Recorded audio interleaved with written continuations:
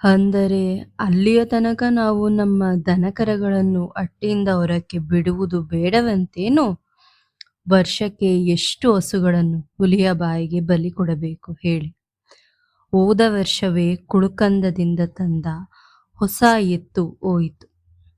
ಈ ವರ್ಷ ಊಡಲಿಕ್ಕೆ ಬೇರೊಂದು ಎತ್ತನ್ನು ಕೊಂಡರಾಯಿತು.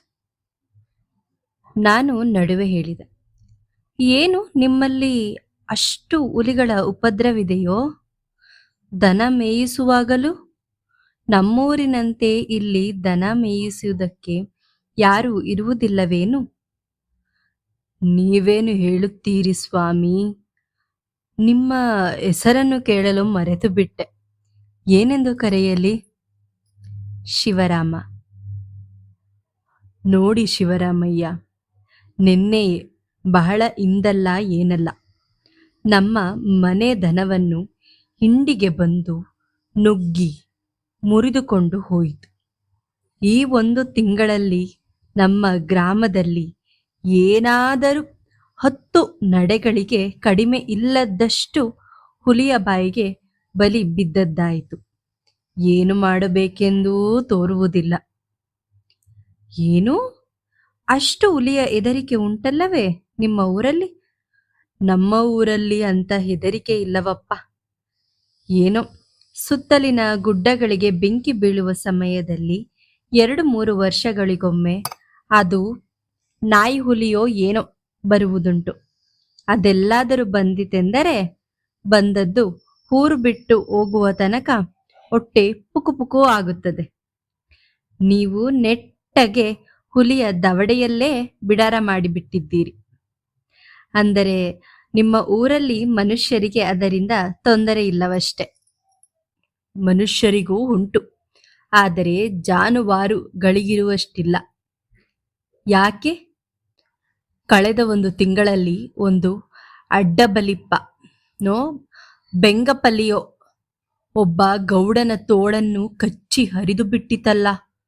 ಅವನು ಬಚಾವಾದದ್ದು ದೊಡ್ಡದು. ಅಂದರೆ ನೋಡಿ, ಅದಕ್ಕೆ ಬೇಟೆಯಲ್ಲಿ 1-2 ಗಾಯವಾಯಿತು ಎಂದರೆ ಮುಂದೆ ಅದನ್ನು ಕೊಲ್ಲುವ ತನಕವೂ ಊರವರು ಜೀವವನ್ನು ಮುಷ್ಟಿಯಲ್ಲಿ ಹಿಡಿದುಕೊಂಡೇ ತಿರುಗಾಡಬೇಕು. ಅಷ್ಟು ಹೆದರಿಕೆಯಲ್ಲವೇ ನಿಮ್ಮಲ್ಲಿ? ಅದೊಂದರದ್ದೇ ಅಂದರೇನು? ಆನೆಗಳ ಲೂಟಿ ಕಡಿಮೆ ಇದೆಯೇ? ಆನೆ ಹಿಂಡು ಬಂದು ನುಗ್ಗಿದರೆ ಅಡಿಕೆ ತೋಟ 1 ರಾತ್ರಿಯಲ್ಲಿಯೇ ನೆಲಸಮ. ಇತ್ತೀಚೆಗೆ ಕಾಟು ಮೂಲೆಗೆ ಆನೆ ಬಂದಿತ್ತು ಎಂದನಲ್ಲ ನಾರಾಯಣ. ದೇವರು ಮಾಡುವ ಅನ್ಯಾಯ ಎಂದರೆ ಇದು. ಅವಕ್ಕೆ ಕಾಡು ಗುಡ್ಡೆಯಲ್ಲಿ ಸೊಪ್ಪಿಗೆ ಬರಗಾಲವೇ? ಹುಲ್ಲು ತಿಂಡಿ ನೀರುಗಳಿಗೆ ಕೊರತೆಯೇ? ನಟ್ಟು ಬೆಳೆಯಿಸಿದ ತೋಟಕ್ಕೆ ನುಗ್ಗಿ ಅದನ್ನು ಮುರಿಯಬೇಕೆಂದೇನು? ಅಲ್ಲ, ನಿಮ್ಮ ಹಾಗೆ ಒಟ್ಟೊಟ್ಟಿಗೆ ಒಂದೇ ಕಡೆ ಚೆನ್ನಾಗಿ ಕಂಗು ಬಾಳೆಗಳನ್ನು ಬೆಳೆಯಿಸುತ್ತಾರೆಯೇ ಅಂದೆ ನಾನು. ನಿಜ, ಆ ಬಾಳೆಗಳ ಆಸೆಗೇನೆ ಈ ಆನೆಗಳ ಹಿಂಡು ಬರುವಂಥದ್ದು. ನಾವೇನು ಮಾಡಿಯೆವು?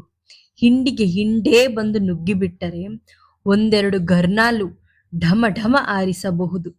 ಆ ಗದ್ದಲಕ್ಕೆ ಹೆದರಿಕೊಂಡು ಅವು ಓಡಿ ಹೋಗಬೇಕು. ಆಗೆಲ್ಲಾದರೂ ತಪ್ಪಿ ಗಿಪ್ಪಿ ಗುಂಡು ತಾಗಿತೋ, ಆ ಗುಂಡಿನ ಗಾಯದಿಂದ ಅದು ಕಾಡಿನ ಸಂದಿನೆಲ್ಲಾದರೂ ಸೇರಿಕೊಂಡು ಸತ್ತರೆ ನಾಳೆ ಜಂಗ್ಲಿ ಇಲಾಖೆಯವರ ಬಾಯಿಗೆ ನಾವು ಬಿದ್ದರಾಯಿತು. ಇಲ್ಲ, ಇನ್ನೊಂದು ತಿಂಗಳು ಹೋಗಲಿ. ಆಗ ಘಟ್ಟದ ಕೆಳಗೆ ಕವಡೆಗಳು ಹಿಂಡು ಹಿಂಡಾಗಿ ಇಳಿಯುತ್ತಲೇ ನೋಡಿ ನಮ್ಮ ಬಯಲಿನ ಅವಸ್ಥೆಯನ್ನು. ಅವುಗಳ ಹಿಂಡು ಬಂದು ನುಗ್ಗಿಬಿಟ್ಟರೆ ಆ ಸುಬ್ರಹ್ಮಣ್ಯನಿಗೇ ಹೇಳಬೇಕು. ಅಷ್ಟೆಲ್ಲ ತೊಂದರೆ ಇರುವುದಾದರೆ ನಿಮ್ಮಂಥವರು ಇಂಥ ಊರನ್ನು ಆರಿಸಿ ತೋಟ ಗೀಟವೆಂದು ನಂಬಿ ಕುಳಿತಿದ್ದೀರಲ್ಲ. ನಿಮ್ಮ ಮೂಲದ ಊರು ಇದೇನು? ಇರಲಾರದು. ನನಗೆ ಅವರ ಮನೆ ವಿಚಾರವನ್ನು ಕೂಲಂಕುಷವಾಗಿ ತಿಳಿಯುವ ಹಂಬಲವಾಗಿ ತಿರುಗಿ ವಿಷಯವನ್ನು ಹೊರಟಲ್ಲಿಗೇನೆ ಮುಟ್ಟಿಸುವ ಯೋಚನೆ ಮಾಡಿದೆ. ಆ ಸಂಗತಿಯೇ ಕೇಳಿ. ನೀವು ಇವತ್ತಿನ ದಿನ ಹಾದಿ ತಪ್ಪಿ ನಮ್ಮ ಕೆಳಬೈಲಿಗೆ ಬಂದಂತೆ ನನ್ನ ಅಜ್ಜನೋ ಪಿಜ್ಜನೋ ಹಾದಿ ತಪ್ಪಿಯೇ ಇತ್ತ ಬಂದಿರಬೇಕು. ನಮ್ಮ ಮನೆಯ ಅಡಿಕೆ ತೋಟಕ್ಕೆ ಏನಾದರೂ 200 ವರ್ಷಗಳಾದರೂ ಆಗಿರಬೇಕು. ಅವರು ಬಂದದ್ದು ಅದಕ್ಕೂ ಹಿಂದೆ ಎಂದ ಹಾಗಾಯಿತು. ಅಜ್ಜ ಪಿಜ್ಜ ಬಂದರು ಎನ್ನುವುದಕ್ಕಿಂತಲೂ ಪಿಜ್ಜನ ಪಿಜ್ಜ ಎಂದರು ಸಮನೆ. ನಮ್ಮ ಮೂಲದ ಮನೆಯ ತಳ ಇಲ್ಲೇ ಹಿಂದಕ್ಕೆ ಇದೆ. ಅದರ ಅಡಿಕುರುಹು ಮಾತ್ರ ಈಗ ಉಳಿದಿದೆ. ಆಗ ಆಗ ಅಲ್ಲೊಂದು ಬ್ರಾಹ್ಮಣ ಕುಟುಂಬ ಇದ್ದಿತಂದೆ. ನಮ್ಮ ಹಿರಿಯರು ಇಲ್ಲಿಗೆ ಬಂದು ಆ ಮನೆಯಲ್ಲಿ ದೇವರ ಪೂಜೆಗೆಂದು ಸೇರಿಕೊಂಡರಂತೆ. ಆ ಮನೆಯವರಿಗೆ ಸಂತಾನವಿಲ್ಲದೆ ಬಂದ ನಮ್ಮ ಹಿರಿಯರನ್ನು ದತ್ತು ಮಾಡಿಕೊಂಡರಂತೆ. ನಮ್ಮ ಪಿಜ್ಜನ ಕಾಲದಿಂದಲೂ ಇಲ್ಲಿ ಬೆಳೆದು ಬಂದ ಕತೆ ನನಗೆ ಚೆನ್ನಾಗಿ ಗೊತ್ತು. ಅಲ್ಲಿಂದ ಇಲ್ಲಿಯ ತನಕವೂ ಹೀಗೆಯೇ ನಡೆದಿದೆ. ನಮ್ಮ ಕುಲ ಮಾತ್ರ ಕವಲು ಒಡೆದಂತಿಲ್ಲ. ಈಗಿರುವ ಮನೆ ನಮ್ಮ ಅಜ್ಜನ ಕಾಲದ್ದು. ನಾವು ಅದರಲ್ಲಿಯೇ ಇದ್ದೇವಲ್ಲ.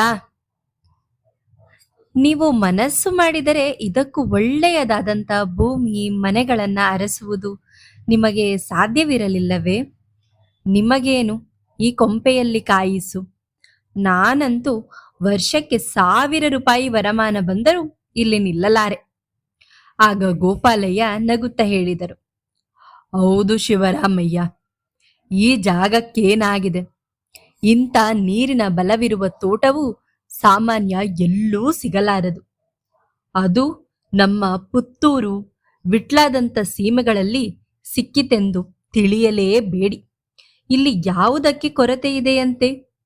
ನೀರು, ಕಟ್ಟಿಗೆ, ಗಾಯಿತಲ್ಲ, ಅವನ್ನು ನಾವು ನಿಮಗೆ ಕೊಟ್ಟರುಂಟು. ಜಾನುವಾರುಗಳಿಗಾದರೂ ಮೇವಿನ ತಗಾದೆಯುಂಟೆ?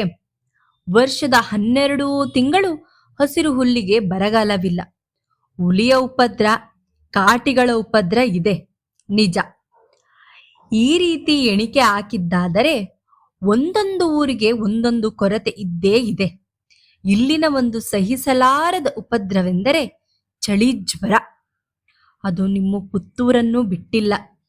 ಅಲ್ಲದೆ ಎಂಥ ಊರೇ ಅದಿರಲಿ, ಅಲ್ಲಲ್ಲಿ ಹುಟ್ಟಿದವರಿಗೆ ಅವರವರ ಊರೇ ಸ್ವರ್ಗ.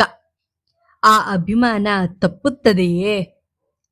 ಶಂಕರಮ್ಮ ಈ ದೀರ್ಘ ಪ್ರವಚನವನ್ನು ಕೇಳಿ ಒಡಂಬಡದವಳಂತೆ, ಅಭಿಮಾನವೂ ಸಾಕು, ಮತ್ತೊಂದು ಸಾಕು. ಅದು ನನಗೆ ನಿಮಗೆ ಇದ್ದರೆ ಸಾಕೇನು? ನಿಮ್ಮ ಮಾಣಿಗೂ ಇರಬೇಡವೇ? ಅವನನ್ನು ಹೆತ್ತು ಬೆಳೆಯಿಸಿ ಓದಿಸಿ ಆದದ್ದೇನು ಈಗ? ಅವನೆಲ್ಲಿದ್ದಾನೆ? ಈ ನೆಲಕ್ಕೆ ತಿರುಗಿ ಬಂದಾನಾ? ಅವನನ್ನು ಶಾಲೆಗೆ ಕಳುಹಿಸದೆ ಇರುತ್ತಿದ್ದರೆ ಇದೇ ಸ್ವರ್ಗ ಎಂದಿರುತ್ತಿದ್ದನೋ ಏನೋ.